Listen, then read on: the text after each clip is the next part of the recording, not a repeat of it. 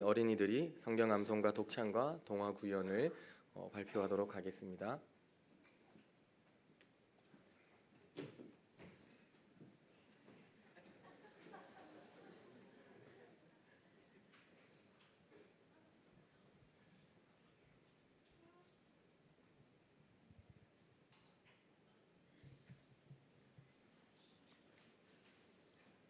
예수께서 산에서 내려오시니 수많은 무리가 따르니라. 한 나병한 자가 나와 절하며 이르되 주여 원하시면 저를 깨끗하게 하실 수 있나이다고는 예수께서 손을 내밀어 그에게 대시며 이르시되 내가 원하노니 깨끗함을 받아 하시니 즉시 그의 나병이 깨끗하여진지라. 예수께서 이르시되 삼가 아무에게서도 이르지 말고 다만 가서 제장자에게 내 몸을 보이고 모세가 명한 예물을 들어 그들에게 입증하라 하시니라. 예수께서 가버나움에 들어가시니 한 배부자의 나와 간구하여 이르되 주여 내 하인이 중풍병으로 집에 누워 못이 괴로워하나이다. 이르시되 내가 가서 고쳐주리라.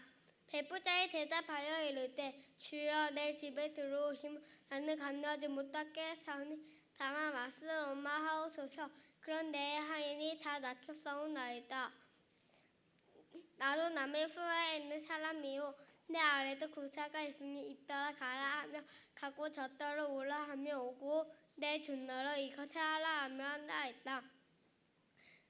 예수께서 들으시고 놀랍게 여겨 따르는 자들에게 이르시되 내가 진실로 너에게 이르노니 이스라엘 중 아무에게서도 이만한 믿음을 보지 못하였노라.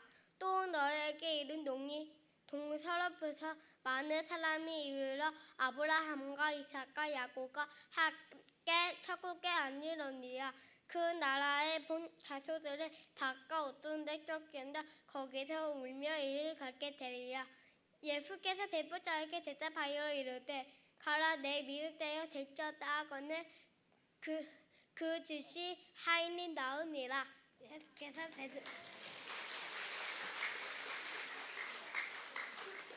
예수께서 베드로의 집에 들어가서 그의 장구가 열병으로 알아누운 것을 보시고 그의 손을 만지시니 열병이 떠나가고 여인이 일어나서 예수께 수중들더라. 저물매 사람들이 귀신 들린 자를 많이 데리고 예수께 오거늘 예수께서 말씀으로 귀신들을 쫓아내시고 병든 자들을 다 고치시니 이는 선지자 이사야를 통하여 하신 말씀을 우리의 연약한 것을 친히 담당하시고 병을 짊어지셨도다 함을 이루려 하심이더라.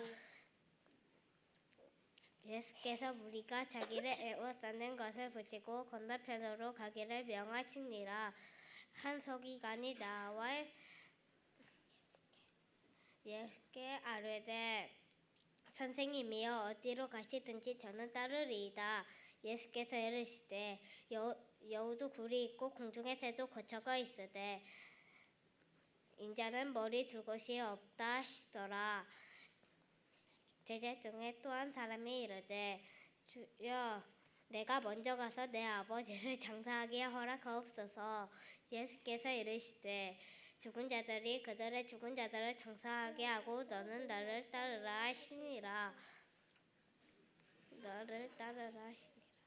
배에 오르심에 제자들이 따랐더니 바다에 큰 놀이 일어나 배가 물결을 덮이게 되었을 예수께서는 주무시는지라.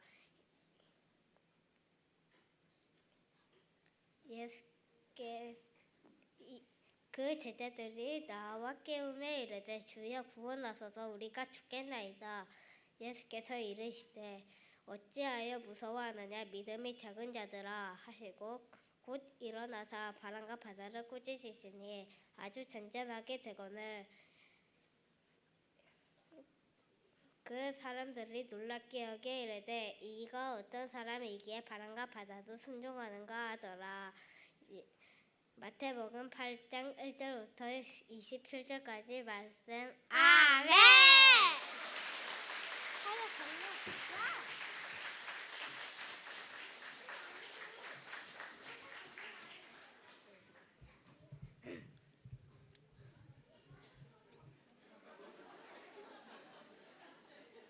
그때 예수께서 안식일에 밀밭 사이로 가실새 제자들이 시장하여 이삭을 잘라 먹으니 바리새인들이 보고 예수께 말하되 보시오 당신의 제자들이 안식일에 하지 못할 일을 하나이다.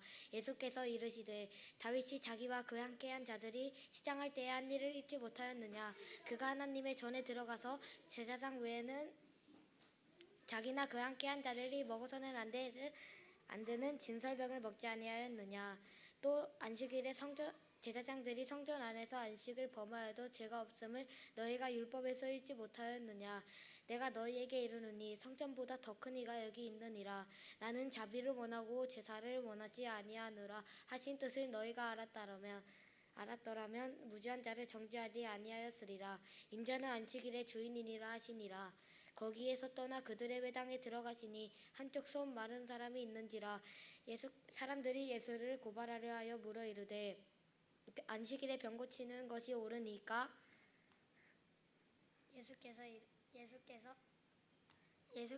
예수께서 이르시되 너희 중에 어떤 사람이 양 한 마리가 있어 안식일에 고동이에 빠졌으면 끌어내지 않겠느냐. 사람의 양보다 얼마나 더 귀하냐.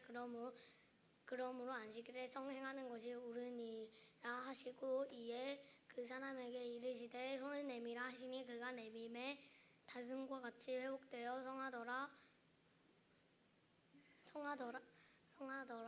바리새인들이 나가서 어떻게 하여 예수가 의논하거늘 예수께서 아시고 거기를 떠나가시니 많은 사람들이 따르는 자 예수께서 그들의 병을 다 고치시고 자기는 나타내지 말아 경고하셨으니 이는 선지자 이사야를 통하여 말씀하신 바 보라 내가 택한 종 곧 내 마음에 기뻐하는 바 내가 사랑하는 자로다. 내가 내 영을 그에게 줄 터이니 그가 심판을 이방에게 알게 하리라. 그는 다투지도 아니하며 들리지도 아니하리니 아무도 길에서 그 소리를 듣지 못하리라. 상 갈대를 꺾지 아니하면 꺼져가는 심지 끄지 아니하기를 심판하여 이길 때까지 하리니 또한 이방들이 그의 이름을 바라리라 함을 이루러 하심이니라. 마태복음 12장 1절부터 21절까지 말씀. 아멘. 아멘.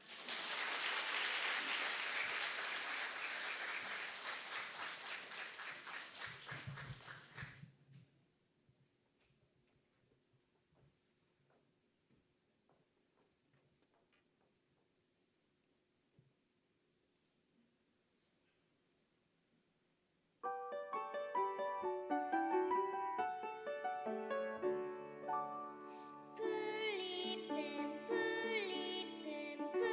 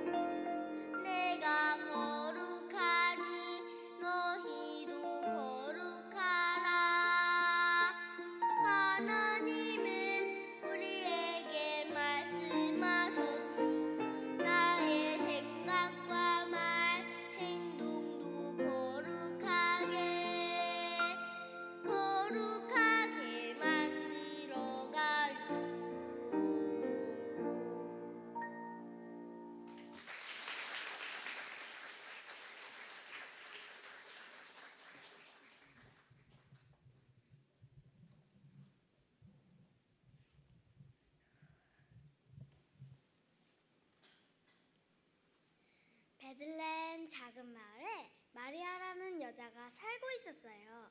마리아는 목수일하는 요셉과 약혼한 사이였지요. 그러던 어느 날 밤 천사 가브리엘이 마리아를 찾았어요. 하느님께 은혜를 입은 자여 평안하라. 주께서 너와 함께 하신다. 너가 잉태하여 아이를 낳을 것이다. 마리아는 천사의 말에 놀라며 물었어요. 저는 아직 결혼도 하지 않았는걸요? 어찌 아이를 가질 수 있답니까? 그러자 천사가 말하길 너에게서 태어나실 분은 하느님 아들이란다.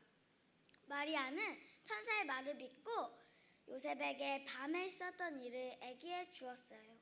하지만 요셉은 마리아의 말이 이해가 되지 않았어요. 이번에는 천사가 요셉에게 찾아와 말했어요. 무서워 걱정 말고 마리아의 아내를 맞이하거라. 태어날 아기는 장차 세상을 구원하실 분이란다. 너는 아기의 이름을 예수라 지어라. 몇 달 뒤 요셉은 임신한 마리아를 데리고 호적을 하기 위해 베들레헴으로 향했어요. 긴 여행으로 어느덧 마리아가 아기를 낳을 때가 되었지만 빈방이 없었어요. 어쩔 수 없이 마리아와 요셉은 마을간으로 들어가 아기를 낳았어요. 요셉은 천사의 말대로 예수라 이름을 지어주고 말구유에 눕혔어요. 그날 밤 양떼를 돌보고 있던 목자들 앞에 천사들이 나타나 말했어요. 무서워 마라. 너희들의 구세주가 베들레헴 마을간에서 태어나셨다. 이때 하늘에 많은 천사들이 나타나 하나님께 아름다운 찬양을 불렀어요. 하늘에는 하나님께 영광이요 땅에서는 기뻐하는 자들에게 평화로다.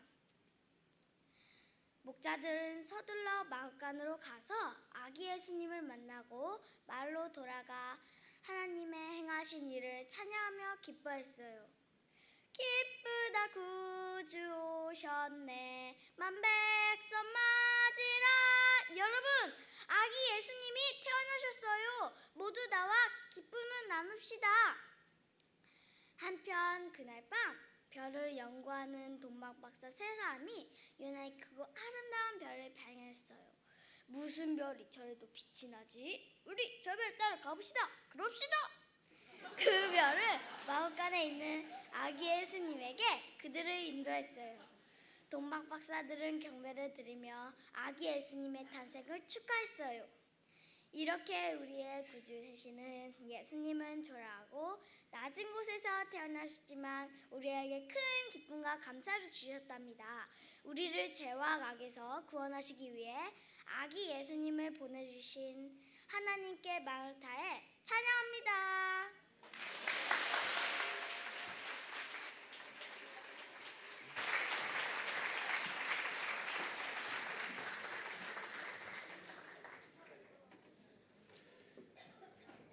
우리 사랑하는 자녀들이 하는 거 보니까 보고 있는 것만으로도 약간 힐링이 되고 약간 부끄럽다는 생각이 많이 듭니다. 네, 저만 그런 거 아니죠? 네, 네. 오늘 우리에게 주신 하나님의 말씀은 에베소서 6장 1절에서 4절까지의 말씀입니다. 에베소서 6장 1절에서 4절까지의 말씀, 우리 다 함께 합독하실 때 하나님의 음성을 들으실 수 있기를 바랍니다. 자녀들아, 주 안에서 너희 부모에게 순종하라. 이것이 옳으니라. 내 아버지와 어머니를 공경하라. 이것은 약속이 있는 첫 계명이니 이로써 내가 잘되고 땅에서 장수하리라. 또 아비들아, 너희 자녀를 노엽게 하지 말고 오직 주의 교훈과 훈계로 양육하라. 이 말씀은 살아계신 하나님의 말씀입니다. 아멘.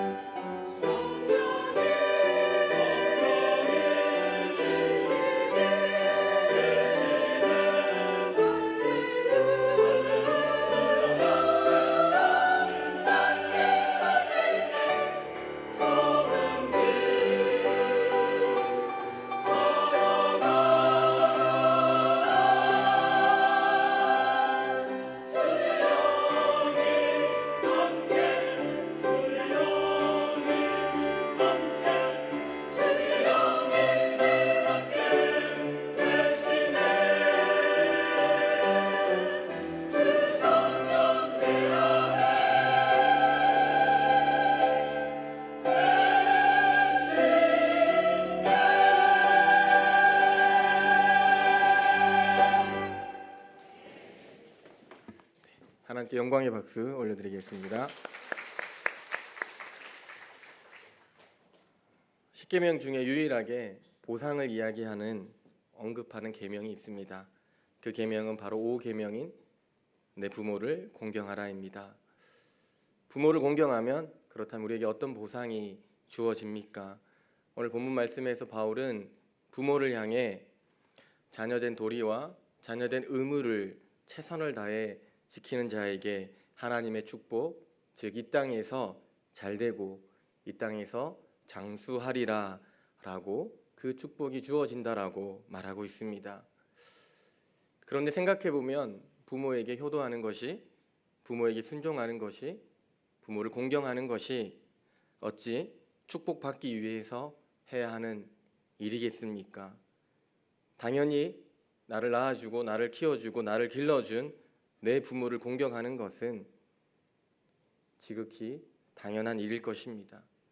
그럼에도 불구하고 왜 사도 바울은 너무나도 지극히 당연한 제5계명을 이야기하면서 왜 상품을 내걸고 있을까요? 왜 굳이 보상을 언급하고 있는 것일까요? 보상을 이야기한다라고 하는 것은 또한 그 계명이 또 그만큼 사실 중요하다라는 것을 이야기합니다. 또한 하나님은 아마 자식된 우리, 자녀된 우리를 너무나 잘 아시기 때문에, 우리의 본성을 너무나 잘 아시기 때문에 오늘 5계명을 이야기하면서 굳이 하나님의 축복을 상품으로 또 보상으로 언급하고 있지 않나라고 하는 생각을 해봅니다. 인터넷에 이런 유머가 있습니다. 장가간 아들은 큰 도둑이요, 시집간 딸은 예쁜 도둑이다. 며느리는 좀도둑이고 손자들은 떼강도다. 때론 너무 과장되다 싶을 정도로 너무 했다라고 생각할 수도 있는데 자식으로 살아온 저의 지난 날을 돌아보니 그리 틀린 말도 아니다라는 공감이 되었습니다. 저희 집을 가든 처갓집을 가든 저희는 다 도둑놈들입니다. 뭐든지 집에 있는 거, 부엌에 있는 거, 냉장고에 있는 거, 장모님이 어디 꼬깃꼬깃 숨겨놓은 것까지 저희 아내는 다 들고 집으로 옵니다. 그리고 보면 자식은 도둑이다 라고 했던 옛말이 사실 틀린 것도 아닌 것 같습니다. 하나님은 아셨던 것 같습니다. 자식은 도둑이라고 하는 것을. 그래서 하나님은 땅도 걸고 장수의 복도 거시면서 제발 내 부모에게 순종하고 내 아버지와 내 어머니를 공경하라 라고 말씀하고 있지 않나 라고 하는 생각을 해보게 됩니다. 오늘 우리가 살아가는 시대에 못지않게 빠른 사회적 변화를 경험했던 또 다른 시대가 있었습니다. 그 시대는 바로 1세기 로마 제국 시대입니다. 로마 제국이 전 세계를 정복하면서 소위 그들이 가져온 로마의 평화, 팍스 로마나, 그 로마의 평화는 사실 기존 사회의 전통과 윤리를 무너뜨리고 특별히 가정을 붕괴시키기 시작했습니다. 이런 시대에 바울은 소아시아에서 특별히 가장 친로마적인 도시였던 에베소에서 자신의 복음을 받아들여서 그리스도인이 된 에베소 교회 성도들을 향해서 오늘 이렇게 이야기합니다. 가정을 세워야 한다. 가정을 다시 세워야 한다라고 말하고 있는 것입니다. 오늘 그 가정을 세우는 일 가운데 가장 기본이 되는 것은 바로 자녀는 부모에게 순종하는 것이고 자녀는 내 아버지와 내 어머니를 공경하는 것이라고 말합니다. 또한 부모는 자녀를 주 안에서 교훈하고 훈계하고 반드시 양육해야 한다라고 우리에게 명령하고 있습니다. 오늘 이 세 가지를 잠깐 나눠보도록 하겠습니다. 먼저 바울은 자녀들에게 말합니다. 부모에게 순종해라. 자녀들아, 주 안에서 너희 부모에게 순종해라. 이것이 옳으니라. 여기에 기록되어 있는 순종은 헬라어 단어로 직역하면 아래에서 듣다라고 하는 뜻입니다. 그래서 순종이란 자녀된 자녀가 겸손하게 낮추어서 부모님의 말씀을 듣는 것이 바로 순종이라고 하는 것입니다. 사도 바울은 그에 이어서 또한 이렇게 이야기합니다. 그 부모에게 순종하는 것이 지극히 옳은 일이다 라고 말하고 있습니다. 이것이 옳으니라 라고 하는 원어의 의미는 왜냐하면 이것이 의롭기 때문이다 라고 번역할 수 있습니다. 또한 공용 번역에서는 이렇게 번역합니다. 사람으로서 마땅히 해야 할 일이 바로 부모에게 순종하는 것이다 라고 말하고 있습니다. 즉 부모에게 순종하는 것은 사람이라면, 부모에게 순종하는 것은 내가 인간이라면 당연히 해야 하는 자연의 법칙과 동일하다라고 하는 것입니다. 이것이 왜 옳은 일입니까? 이것이 왜 사람이라고 하면 당연히 부모에게 순종하는 것, 그것을 왜 마땅히 반드시 해야 하는 일입니까?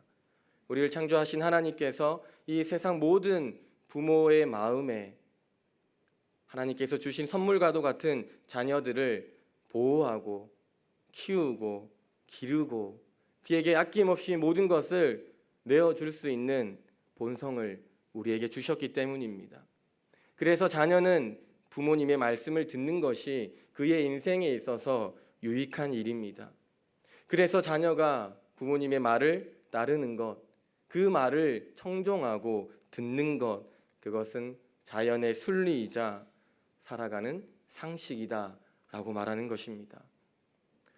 우리가 잘 알고 있는 아낌없이 주는 나무라고 하는 동화가 있습니다. 굉장히 짧은 책이지만 사실 우리에게 큰 교훈을 주고 있는 책입니다. 이 동화책에는 어린 소년과 나무 한 그루가 등장합니다.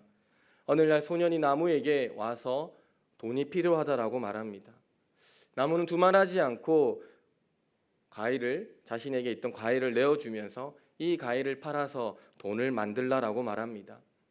그리고 얼마 뒤 소년이 다시 찾아와서 나무에게 자신이 결혼하게 되었으니 집을 지을 수 있도록 도와달라고 이야기합니다. 나무는 이번에도 두말하지 않고 자신의 가지를 소년에게 주었습니다.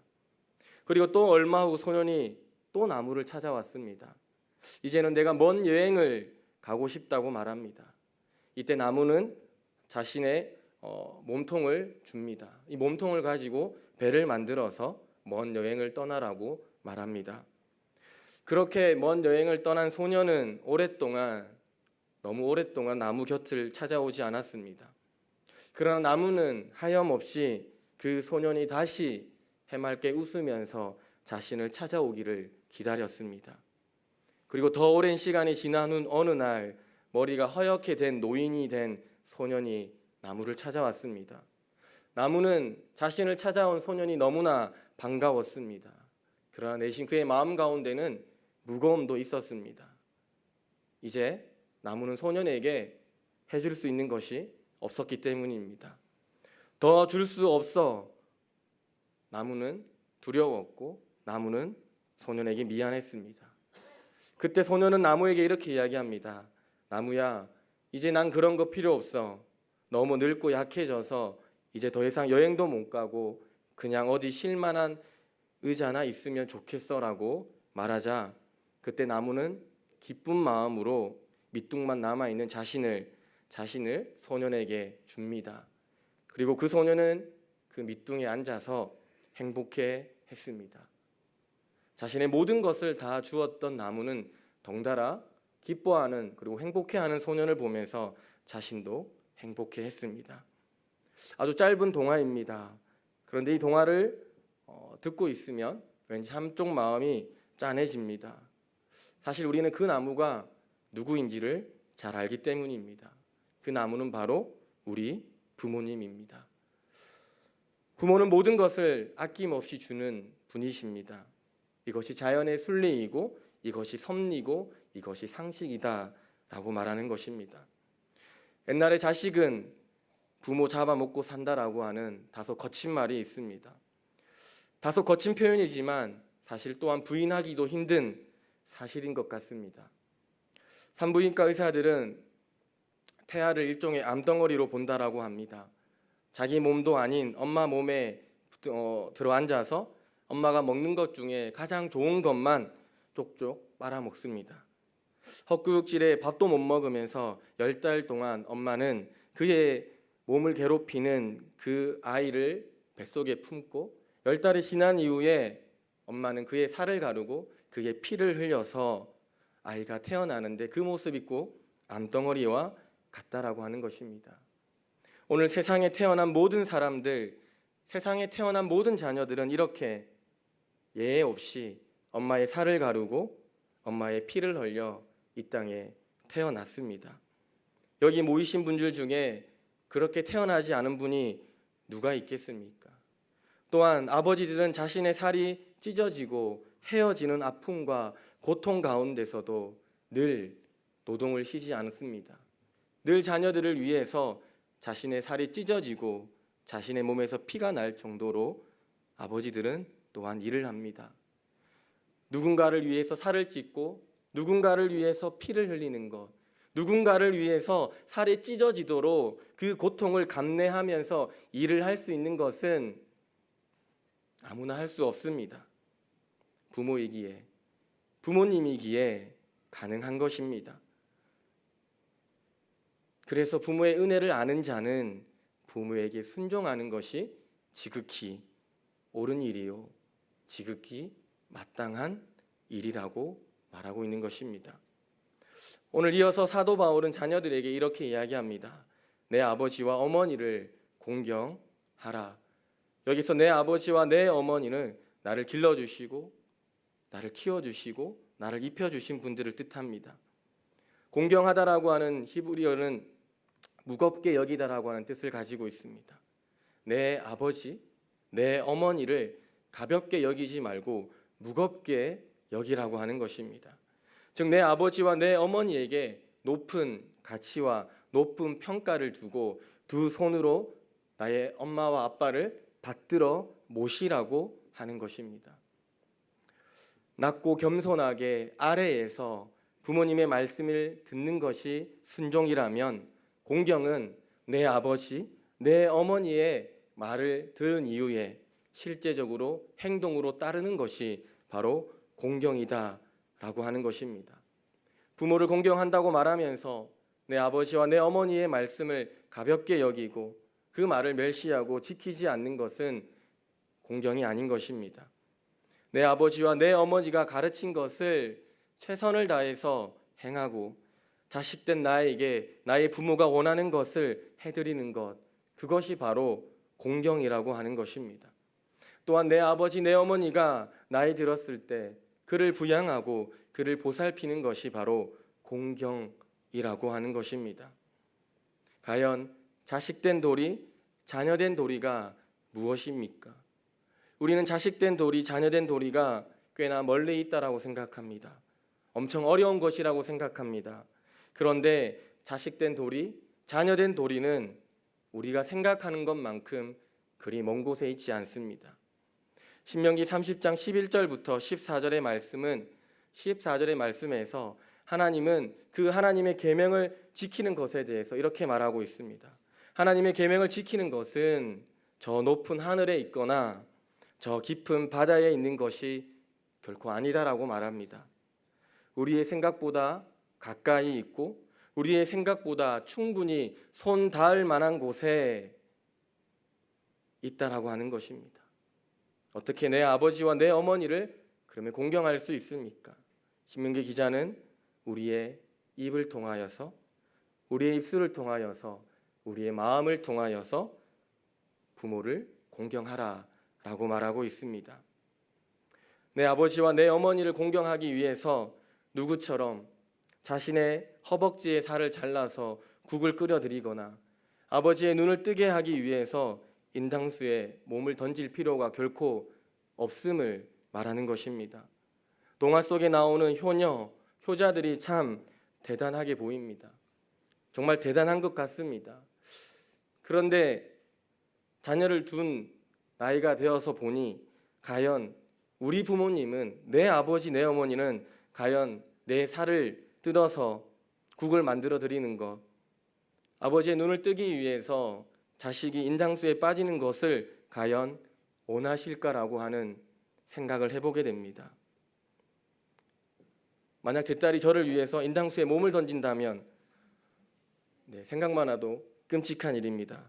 이제 100일을 지났는데 결코 그런 일은 있어서는 안 됩니다.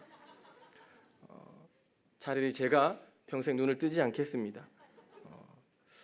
제 짐작으로는 아마 제 짐작이 맞을 것 같은데요.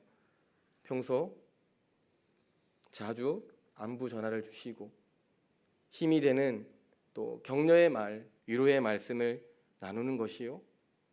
한 상에 둘러앉아 따뜻한 식사 한 끼를 하는 것, 부모의 아픔을, 부모의 외로움을 공감하고 또 그 외로움을 덜어주기 위해서 그의 손을 잡아주는 것, 그것이 아닐까라고 하는 생각을 해봅니다. 우린 때론 거창한 걸 생각합니다. 화려한 것을 생각합니다. 굉장히 큰 것을 생각합니다.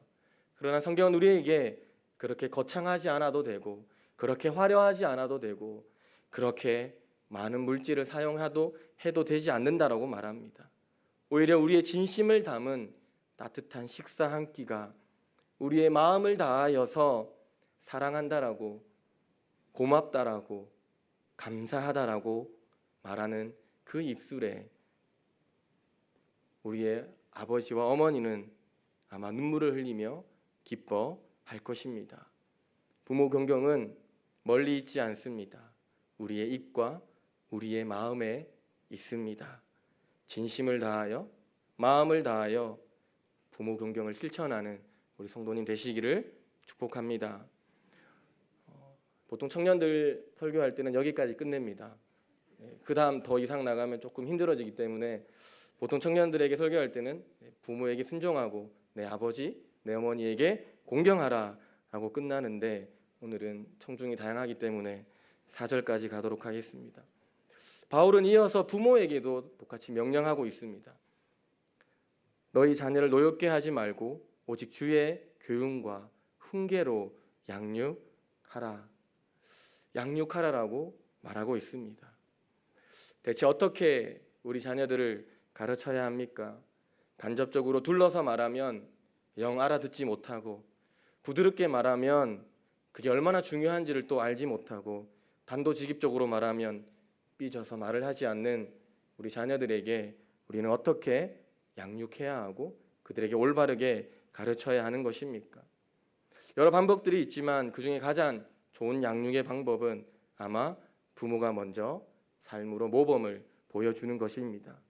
부모가 먼저 나의 부모님에게 순종하고 공경하면 자녀들은 자녀들의 본대로 느끼는 대로 반드시 따라 할 것입니다. 제가 한참 첫째와 둘째 아이를 키울 때입니다. 저희 아내와 함께 자주 보았던 TV 프로그램이 있습니다. 그 제목은 우리 아이가 달라졌어요입니다. 사실 그때 둘째 아이가 약간 예민하고 첫째 아이가 좀 다른 모습을 보면서 고민이 많이 되고 걱정이 됐습니다. 그래서 그 TV 프로그램을 자주 보면서 내심 안도하기도 했습니다. 우리 아이보다 더 심한 친구들이 많구나 라는 생각도 했습니다. 그런데 그 TV 프로그램을 보면서 이 프로그램에서 이 아이가 달라지게끔 하기 위해서 가장 먼저 그 치료의 방법을 사용하는 것은 아이에게 먼저 치료를 하는 것이 아니라 그 아이를 키우고 있는 부모를 먼저 치료하는 것이었습니다. 오늘 그 아이가 때론 불안한 아이가 있고 폭력적인 아이가 있습니다. 어딘가에 좀 문제가 있는 아이들이 있습니다.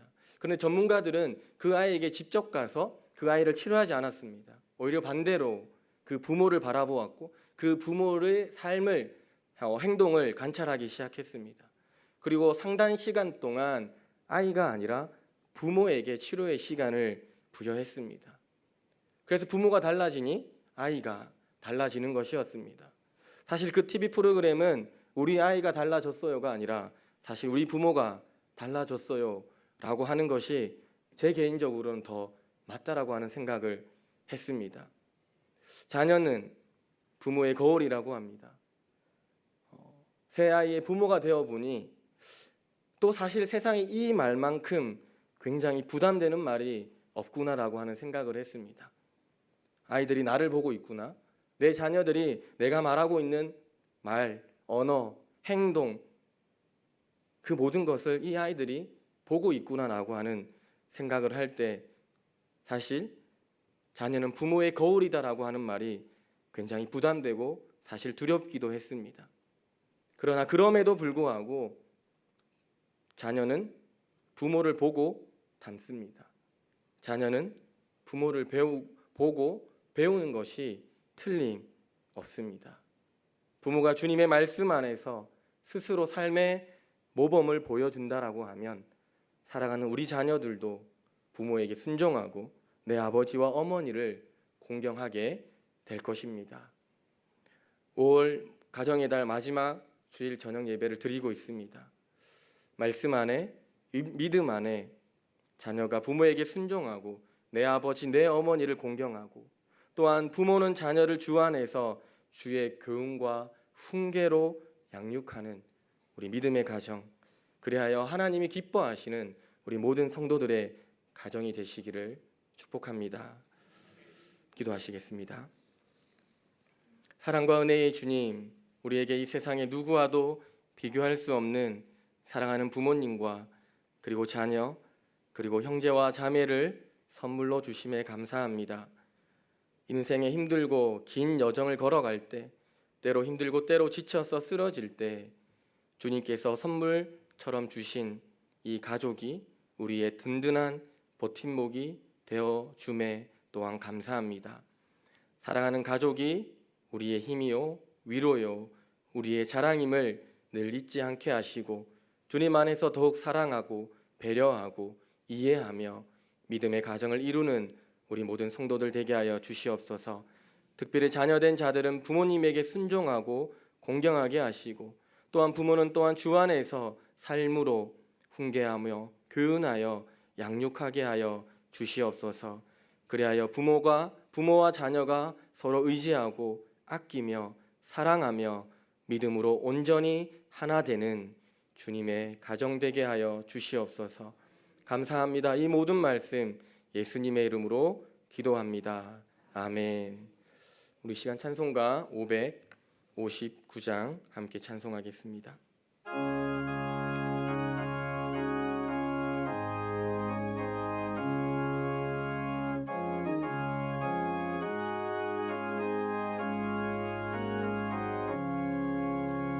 사천